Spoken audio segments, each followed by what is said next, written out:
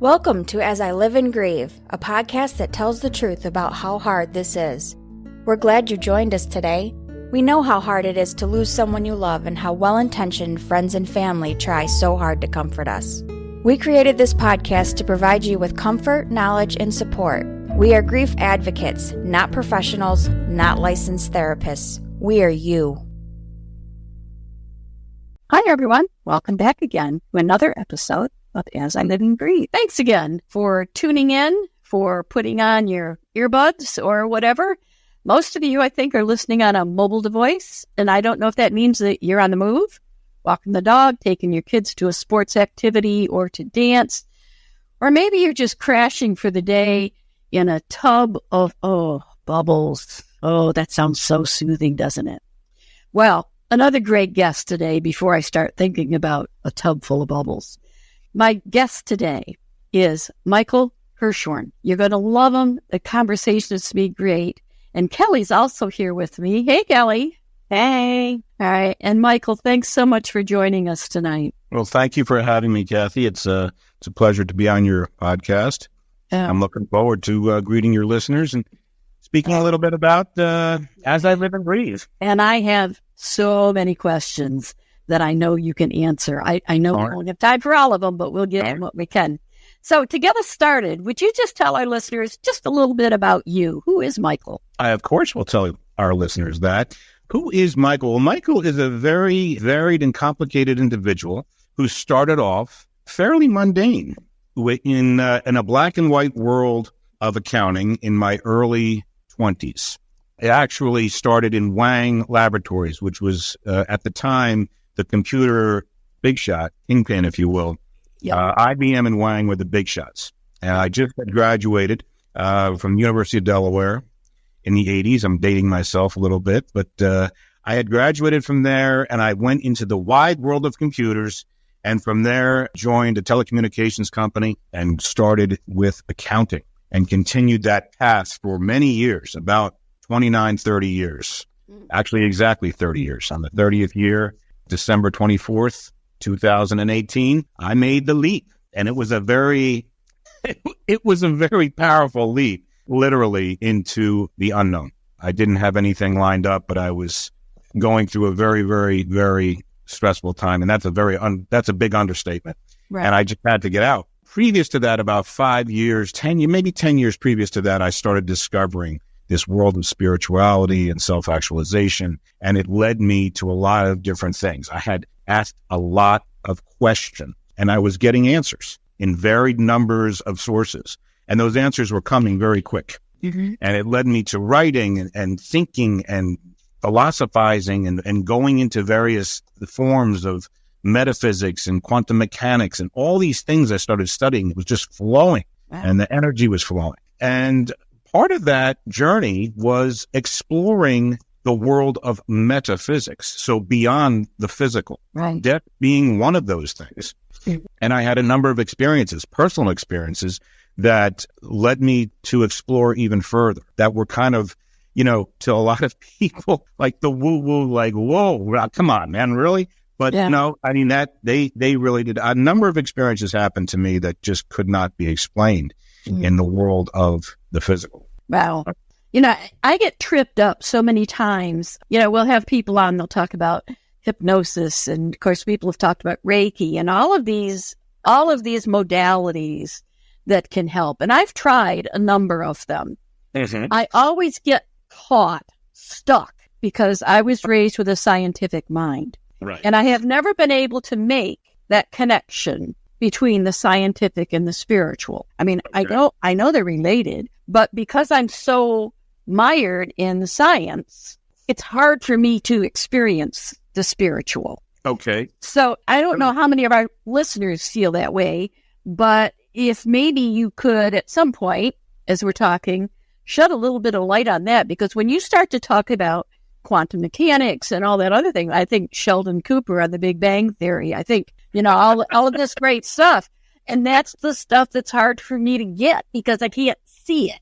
Okay. I can't touch it. Right. Well, he actually elaborated a bit on that. If you would allow me to give an example specifically on how we could maybe possibly merge the idea of spirituality and science. Okay. And one of the best examples I like to use is the Big Bang itself. You mentioned Sheldon Cooper on the Big Bang. Yeah. All right. So scientists a lot smarter than me, with PhDs and postgraduate degrees and all kinds of things, a lot smarter than me, have deduced through various theories and experiments that the Big Bang did occur some 14 billion years, let's say 14.6 billion, it's somewhere in that area, between 13.5 and 14 billion years ago, okay? Now, what they have deduced is that this singularity, smaller than the head of a pin, containing all the matter that ever was, ever is now, and ever will be, was contained there. It went from that size to bigger than a galaxy in a femtosecond, a millionth of a billionth of a second. This singularity goes from that size to bigger than a galaxy. Okay, It released electromagnetism, gravity, the strong reaction, and the weak reaction, which is basically entropy and that type of thing, with atoms breaking down and that type of stuff. I can't explain it scientifically because I'm not a scientist. But the bottom line is those four forces were released at the same time that this thing went into a super size, bigger than a galaxy. Okay. Something had to be the catalyst behind that. Now, if you tell me that it could have happened on its own, I will therefore say, if it did happen on its own, you could also conceivably hit the lottery, not once, but 27 times, the mega jackpot. Let's say you did that. The odds of doing that are probably better than this singularity going from that size to bigger than a galaxy in less than a millionth of a billionth of a second, releasing all of these forces. Mm-hmm. So I use this to point out, when we say spirituality, don't get caught up with the semantics of God or Allah or Buddha, or notice Yeshua. Okay, don't get caught up with the semantics. You want to call it quantum floss? Okay, call it quantum floss. Is that a real word? No, I'm making it up. Wayne Dyer actually made that word up, and he used that as an example. But we tend to argue the point of, well, it can't be God, because we don't like to use that. Some people don't. Other people don't mind. To be honest, a lot of the world's population, the majority, clearly, maybe 1 billion people, don't believe in this universal intelligence. Mm-hmm. But that would mean that 7 billion people do, in some form, believe it. So to answer the atheists, I would ask the question, if you don't believe that there was a catalyst behind this thing, then do you believe that it started on its own? If they said that's the only other option that you have. Right. If it started on its own, then how do you explain that if gravity, and this was proclaimed by a scientist, who was it? Hawkins, Stephen Hawking. Stephen Hawking said, if gravity was 1 part in 1 million too great or too small, matter would not have been able to form. So how does this thing that basically is the all of everything that ever existed, the universe itself, how did that occur if there was nothing behind it, no catalyst to allow it to occur?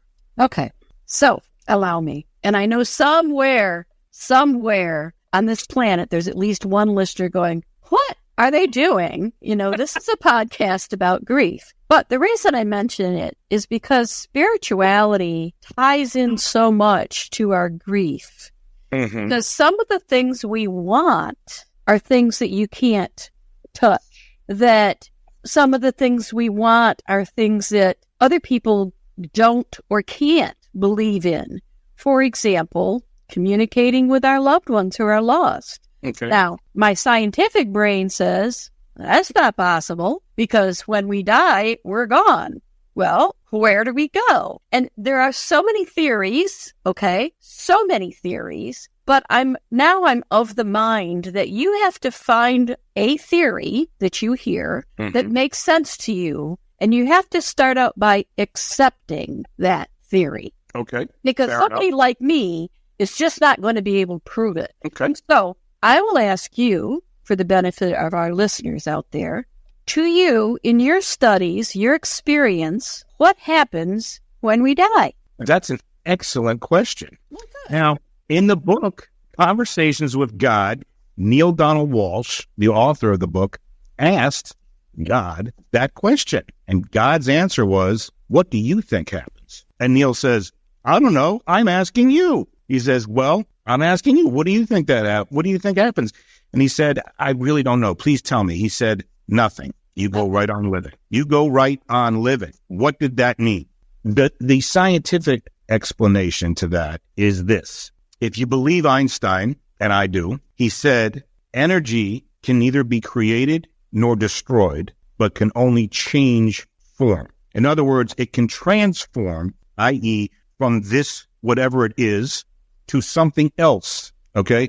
But energy cannot die. Energy is frequency. Thoughts are energy. This table in front of me that I'm knocking on ultimately is energy. Why? Because it's made of atoms. Atoms are made of subatomic particles, which are made of frequencies, quarks, bosons, leptons, these types of things that I don't understand necessarily, but they are energy packets. They are frequencies of energy. When I put out a particular emotional thought, I'm angry. I'm sending out a specific frequency of energy that must be returned to me in kind. That energy is going to attract into my reality things that will make me angrier, because it's like attracts like. In the metaphysical world, like energy will attract like energy. In the physical world, opposites attract. North and south poles will pull together.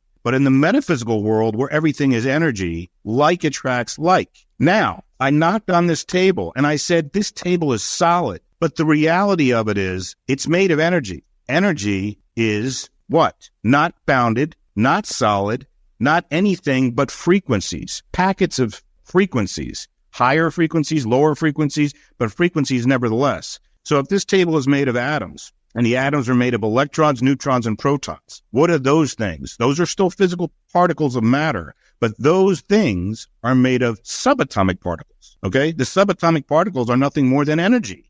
Well, no wonder I don't get it. Okay, well, I mean, these atoms are mostly, and I'm talking about 99.9999999% space, because electrons are floating around in orbit around the nucleus. Everything is made of atoms, and every one of those atoms have mostly space.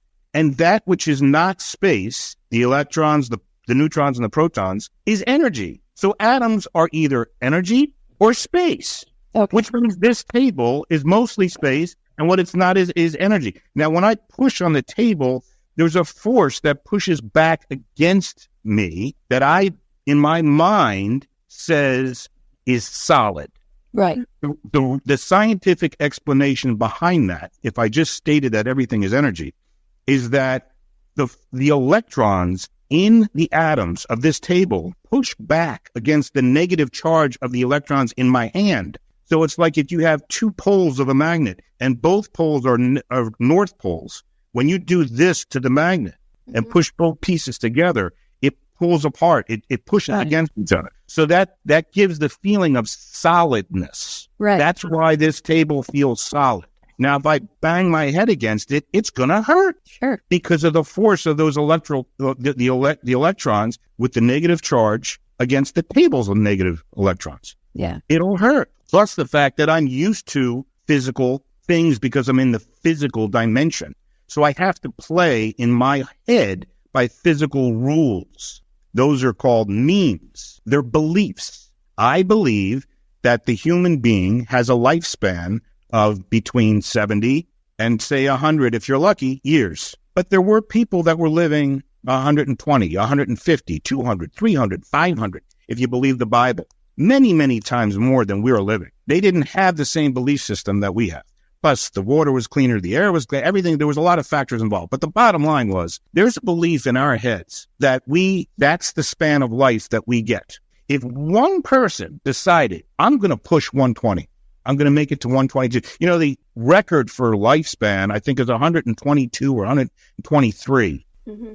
What if somebody lived to 124? So I'm going to beat 123. I'll just go to 124. And somebody else said, I can do 125. And then 3 people said, I can do 130. And before you know it, we're living way past what the normal quote-unquote lifespan is. Now, there's obviously other factors involved, but my point is that we have these belief systems in our head, and we're using certain tools called the five senses to experience our reality, and that's how we get along. If I gave you an example of, I'm walking in a huge cavern, huge, it's monstrous, and I have one thing to guide me, and it's a pen light. And I've got this tiny little pen light in front of me, and I'm looking around, and what I see is just what the pen light can see. But there's a lot of stuff around in the dark that I don't see. It's just that I don't have the tool to see it. So when we talk about death, and we don't understand how that works, you asked me the question, what happens after death? Maybe the reason why we can't define it is because we're not using the right tools. If I'm using a pen light to go through this cavernous cave, all I'm going to see is what's in front of that light. But suddenly, I flip the switch because I find the switch on the wall, and now the whole cavern lights up, and oh boy, look what's around me. And you have your answer then. And there's your answer, okay? Can I see the rock as moving and as stationary at the same time? It's moving because it's made of energy. Right. So you can see the electrons spinning. Okay. All right. So let's grab on to this word energy, because that's the one word I hear with whatever modalities have been suggested. And the only reason modalities get suggested on this podcast is thinking that maybe there is some type of treatment or method that someone who is grieving can use, and it might help alleviate their symptoms. We know it's not going to rid them of grief.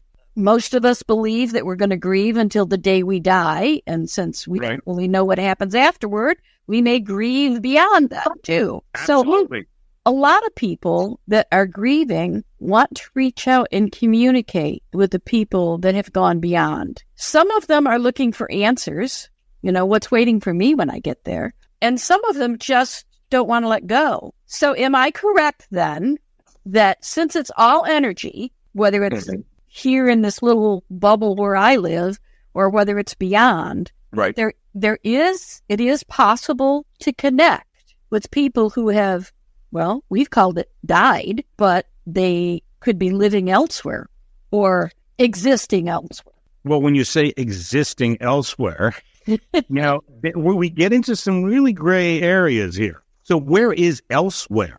If energy is boundless and borderless, and there is no way we can find it, it's just energy. It just keeps going. Elsewhere is a very kind of tricky term to define.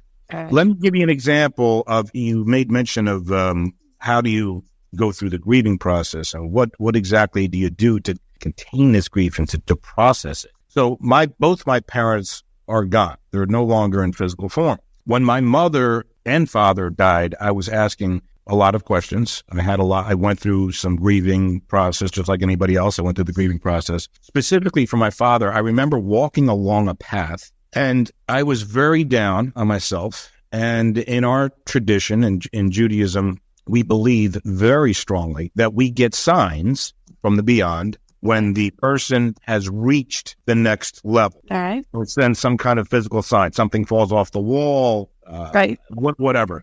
Right. So I asked, I want to know, are you okay? And send me something. Right. Just give me a sign that you're fine. I'm talking to my father now, out loud.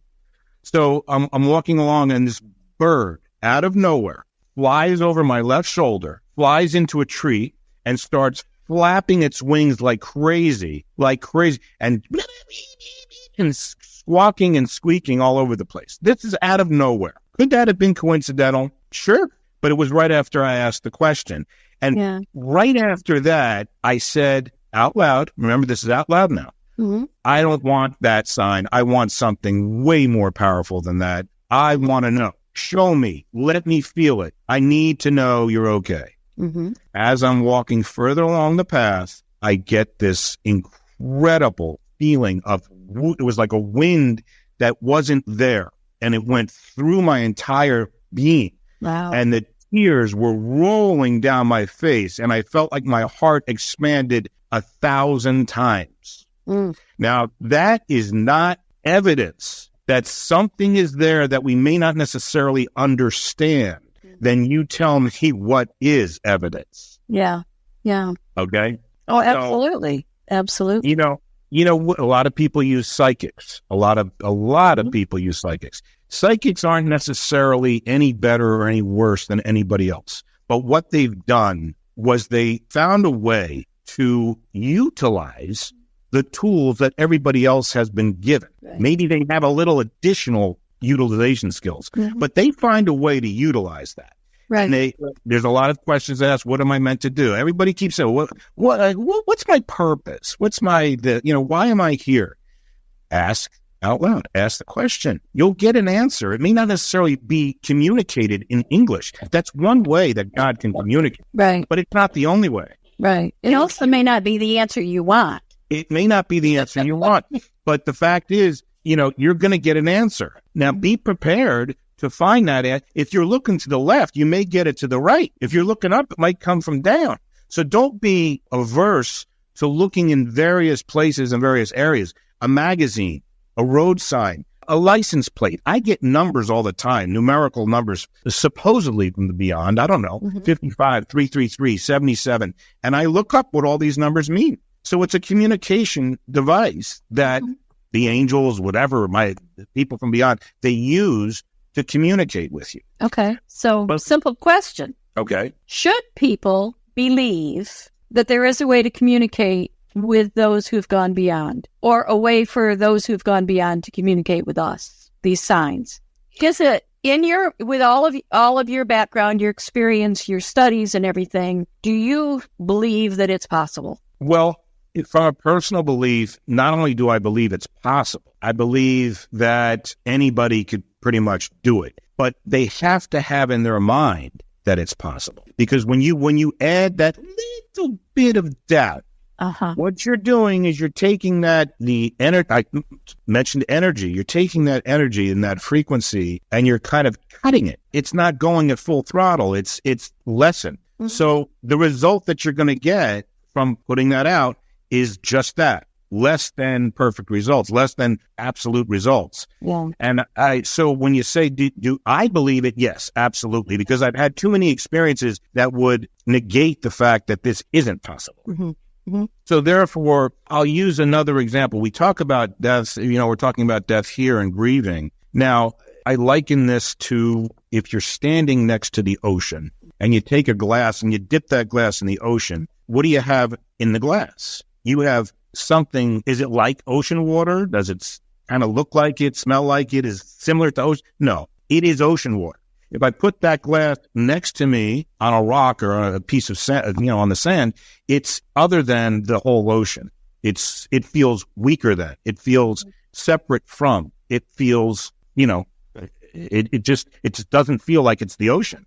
Right. But it is ocean water, nevertheless. Right. If I take that same glass of ocean water and I pour it back into its source, it then becomes one with its source. Right. And there's no way on God's green earth that you're going to get that same glass of ocean water back out. It cannot and will not come back out. And not only that, but it knows itself now as the entire ocean. It becomes one with the entire ocean. It feels as though it's the entire ocean. Although the reality of it is it's not. It's part of the ocean. It's not the ocean. But it feels as though it's part of the ocean. It feels as though it is the ocean. And there's no way to kind of separate that out. Right. Can we not be glasses of ocean water in physical form? Ooh, that's a great question. I like that. Is it possible that we're going around with these ideas, these memes, that we're separate from, we're weaker than? I'm separate from you, you're separate from me, you're separate from your parents and your grandparents and everybody's talking about separation. But if we're made of energy, really, where's the separation? Where? So then you might think or might consider that when we die, we become like that glass of seawater that you poured back into the ocean and it all became one. That's what I'm suggesting, yes. If you have a jigsaw puzzle and it's made of, let's say, 10 times 10 to the 10 billionth power number of pieces, 10 times 10 to the 10 billionth power number of pieces, each piece is separate unto itself, yet it interlocks into the next piece. Each piece is different than the next piece, more colorful, bigger, smaller, one's more round, and they're all interlocked depending on each other to keep the puzzle as whole. If one piece out of the trillions and trillions of pieces is missing from that puzzle, is the puzzle whole? No. No, it's not. It's not. It cannot be not whole by virtue of what it is. All of these pieces serve a purpose, some greater than others, et cetera, et cetera.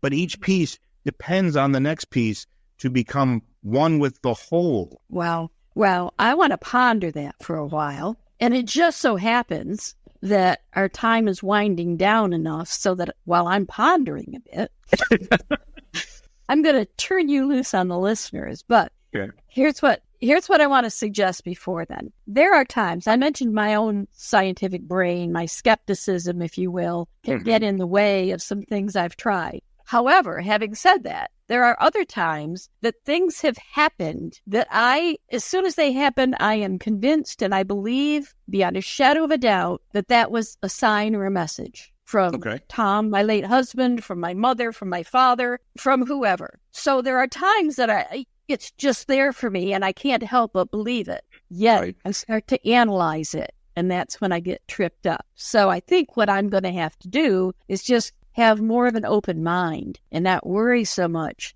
about the scientific so that maybe I can experience even more. And like you say, to be open for them and to look for them, and don't necessarily look right in front of you, just be more open to all of that. So I'm going to ponder that. But I really like this concept of the seawater. I really, really, really like that. Now, I am going to turn the microphone over to you, and I want you to tell our listeners about your book, because you mentioned to me that in your book, there's some resources that will help them. So I want you to kind of tell them what they might find that would help them accomplish some of the things that they would like with connecting with their loved ones. Okay? Well, I will be more than happy. More than happy. First of all, my book is called Taking a Chance on Life. And it's a very uplifting, powerful, spiritual book that basically indicates, it tells the story of looking at life experiences through an alternate lens, a metaphysical lens, if you will. So everything that I do and interact with at this point in my life, not from previous times when I was an accountant and very analytical, but from this point forward, I look at through a metaphysical lens. And the book goes into all these life experiences that we discussed on the podcast about the bird flying and experiences with my mother. And there's too many experiences to count that would relate to your listeners and some of these stories about death and the afterlife and that type of thing. But it's all in the book. And I highly suggest getting it and looking at the website, Heaven is Within. HeavenIsWithin.com has a lot of the resources, has the book. You can buy the book there. And in the book, I mention even more resources. Conversations with God, Anita Moorjani, who I met, amazing woman. She wrote a book called Dying to Be Me. If for a second, I'll just really quickly go over. Dying to Be Me is about Anita Moorjani's life, where she was diagnosed with cancer, and she had tumors on her neck the size of golf balls and probably bigger, and was given minutes, not days, not hours, minutes to live. The priest was called in and blah, blah, blah, and everything started taking place. And she went through the tunnel that everybody seems to see and was told real quick, go back. You have this option of either going back or staying. You can stay. If you go back, you're going to tell your story of what it's really like to die and what happens and all this and explain what really goes on. And she chose to go back, and she pointed to all the doctors that were working on her at the time. She was under the knife, and they were working, trying to remove the tumors and do what they could to prolong her life. But the reality of it, they knew she didn't have long. They were just kind of appeasing her family. And she got back, she found herself back in her body, and over 6 weeks, the tumors had shrunk,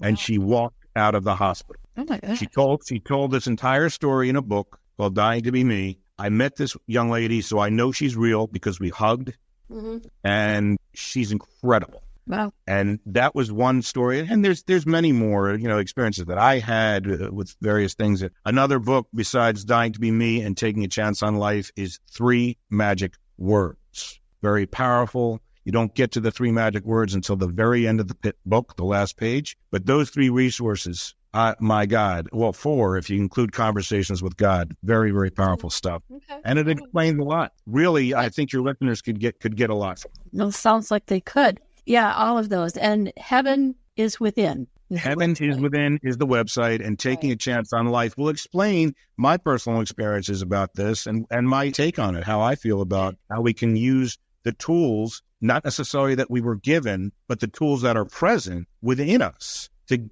garner a better understanding of how this all works, both the life process and death process, which really is kind of the same thing. Some people think life is a birth and birth is a death. Rather, birth is a death. Yeah, there's a lot of different theories out there. I guess you have to pick the one that resonates with you. Absolutely. And go from there. And yeah, there could be dozens upon dozens of conversations about this whole topic. I think we've probably, for a half hour, I think we've done justice to it and gotten at least some information out there that our listeners know now that there are some places they can go and learn more about it. Absolutely. Your book, your website are good places to start. And listeners, as you recall, all of our guests, whatever contact information they give us, websites and everything will all be in the podcast notes. So don't feel bad if you didn't have time to grab a pen and write it down. Just read the podcast notes. It'll be in there. And I do hope you go to the website. I do hope that you grab his book and read it. And hey, if any of you figure it out, reach out to me and give me a hand, will you? Because sometimes it's just, I'm an honor student, for crying out loud. Why can I not resolve this in my own mind? Right. I have some other opinions on why I can't, but I'm just going to stick with the scientific one. That skepticism gets in my way all the time. Sometimes that happens. But one other thing I can add, Kathy, if your listeners did not have a pen or paper, what they could do, when they go to either the website, which has the book, or the book itself, in the book, there are these resources that I mentioned in the back, the printed copy. The audio copy will be out, the audio version, rather, will be out probably sometime in May, late May. Okay. It may not necessarily have the resource page because that has to be read by the narrator, but the written copy certainly does.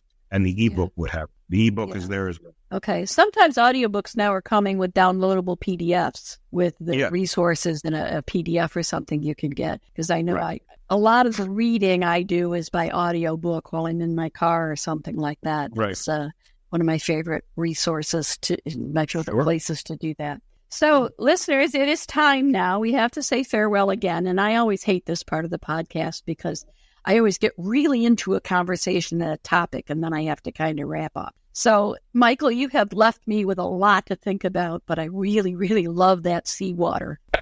I'm probably going to go to sleep tonight thinking about that one. That really resonates with me for some reason, that when I die, I'm just going to become one with the mass that's already there. The mass that's already there? So I kind of like that. Oh, I'm glad.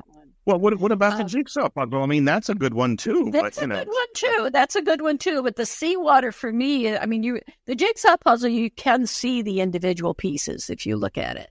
But the seawater, you really can't distinguish. Once you put glass, the contents of the glass back in there, you can never find those exact drops of water again. Correct. Because they are so blended. Correct. Yeah. And I think that's the part that really, really appeals to me.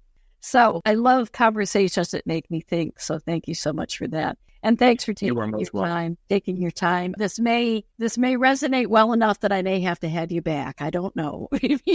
I would love to see how far I get with this one. But it's a topic. Kelly, I didn't ask you yet. Did you have any questions for Michael? I don't have any questions. I have thoughts about thoughts. I feel like I need to write a thesis or something on this. I feel like I was in a lecture, but a very interesting lecture. I've got all these things rolling around in my mind. Okay. But I feel like this is a similar... I've always never known how I feel about reincarnation. But the seawater thing leads me to that. Like, you can't get the same thing back that you put in there. Right. but you could dip in and get some of it back with something else. Correct. That might portray that you could be reincarnated and have some memories from your past. Yeah. But then you have all these new things that you picked up along the way. Correct. So that's where my brain is right now. I'm just on this train to reincarnation. Not that I'm in a hurry to be there. No, that's where my brain is at. And I'm just so thankful that you brought this to the table, because I don't think I could ever have thought of any of this on my own or even gone someplace to where I would get this information. So thank you. Well, I like topics that make you think. Yes. They just, they keep me alive, I guess. Anyway, remember, listeners, take care of yourself. Self-care is so, so important. And I hope that you will tune in again next time. We'll have another guest for you and another great topic. Let this one resonate. I'm probably going to have to go back and listen to it 2 or 3 times to make sure I get every little piece of it, because I know there are little fragments in there that I got stuck on some thought and maybe I missed a fragment. So that's one of the nice things about having them recorded, is you can do that again and again. And we will catch you next time as we all continue to live and grieve. Thanks again, Michael. Thanks, Michael. Thank you. Thank you. Thank you so much for listening with us today. Do you have a topic that you'd like us to cover, or do you have a question from one of our episodes? Please email us at info@asiliveandgrieve.com and let us know. We hope you will find a moment to leave a review, send an email, and share with others. Join us next time as we continue to live and grieve together.